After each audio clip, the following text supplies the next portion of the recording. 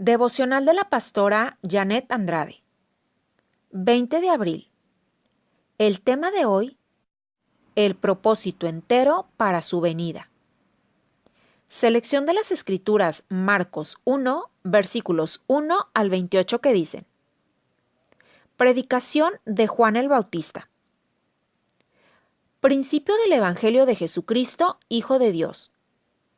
Como está escrito en Isaías el profeta: He aquí yo envío mi mensajero delante de tu faz, el cual preparará tu camino delante de ti.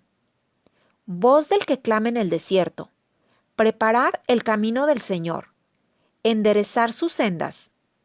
Bautizaba Juan en el desierto y predicaba el bautismo de arrepentimiento para perdón de pecados.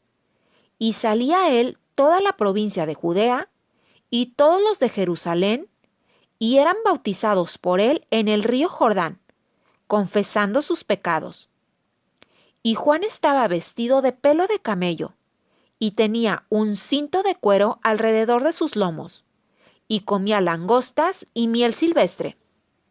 Y predicaba diciendo: Viene tras mí el que es más poderoso que yo, a quien no soy digno de desatar encorvado la correa de su calzado.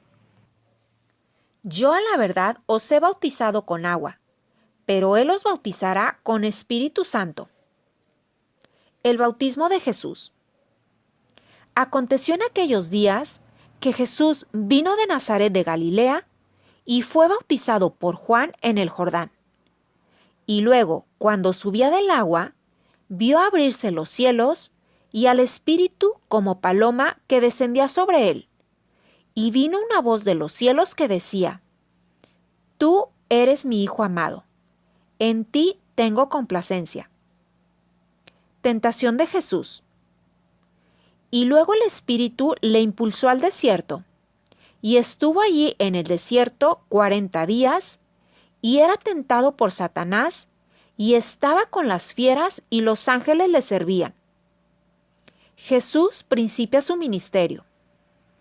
Después que Juan fue encarcelado, Jesús vino a Galilea predicando el Evangelio del reino de Dios diciendo: El tiempo se ha cumplido y el reino de Dios se ha acercado. Arrepentíos y creed en el Evangelio. Jesús llama a 4 pescadores.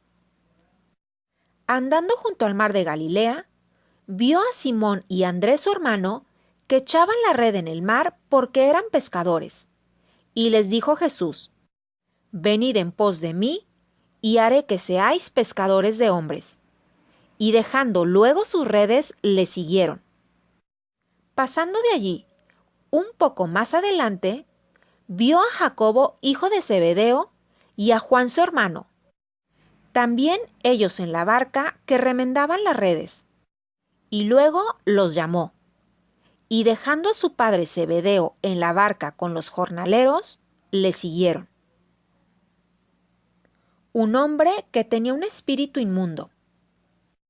Y entraron en Capernaum, y los días de reposo, entrando en la sinagoga, enseñaba.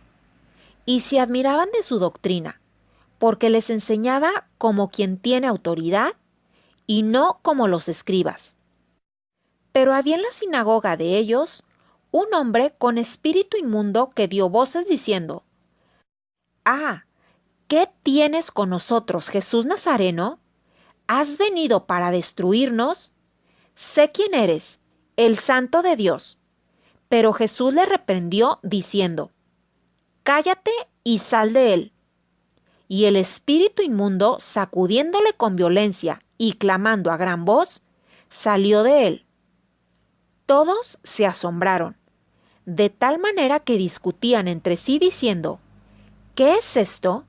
¿Qué nueva doctrina es esta, que con autoridad manda aún a los espíritus inmundos y le obedecen?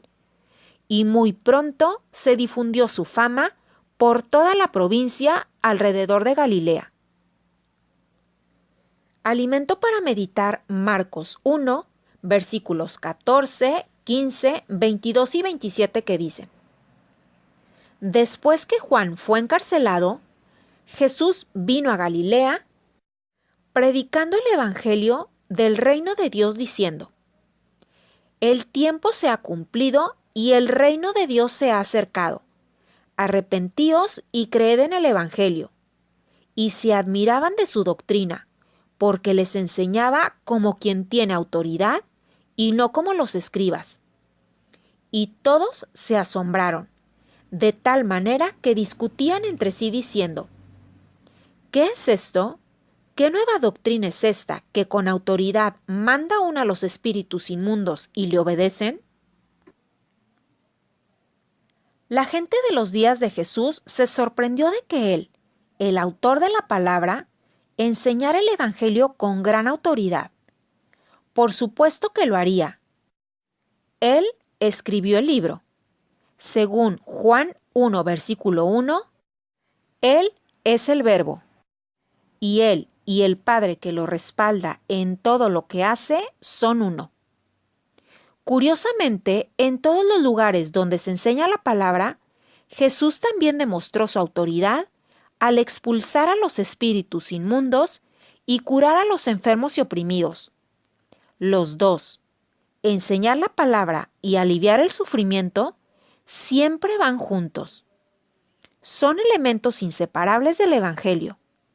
De hecho, citando la profecía de Isaías 61, en Lucas 4, 18, 19 y 21, Jesús define su llamado como uno que incluye predicar la buena nueva, sanar a los quebrantados de corazón, liberar a los cautivos, es decir, personas que están atadas por algo en sus vidas, dando vista a los ciegos, tanto espiritual como físicamente, y liberando a los oprimidos. Jesús todavía tiene esa misma autoridad y aún define su llamado de la misma manera. La única diferencia es que hoy Él está en nosotros, como lo dice 1 de Juan 4, versículo 13. Él y la Iglesia son uno. Si solo predicamos sobre cómo uno puede ser salvo de nuestro pecado y vivir una vida cristiana, entonces estamos omitiendo la otra parte que fue y es de suma importancia para Dios. Él quiere destruir los efectos del pecado que comenzaron cuando el pecado entró en el mundo y cada cosa desagradable que siguió. De hecho, 1 de Juan 3, versículo 8, establece claramente que el propósito de la manifestación del Hijo de Dios era destruir las obras del diablo. Porque el Señor nos ama, anhela vernos a todos libres de todas esas cosas. En Marcos 3, versículos 14 y 15, el Señor le da a sus discípulos instrucciones específicas para hacer ambas cosas: predicar la buena nueva y liberar a las personas de la enfermedad y la opresión demoníaca. Ese es el Evangelio completo, y Jesús desea que continúe, a través de nosotros, en la autoridad que fue dada. Es con esa misma autoridad que enseñamos su palabra, y con esa misma autoridad podemos expulsar demonios, sanar a los enfermos y liberar a los cautivos, como lo dice Marcos 16, versículos 17 y 18. Todo va junto.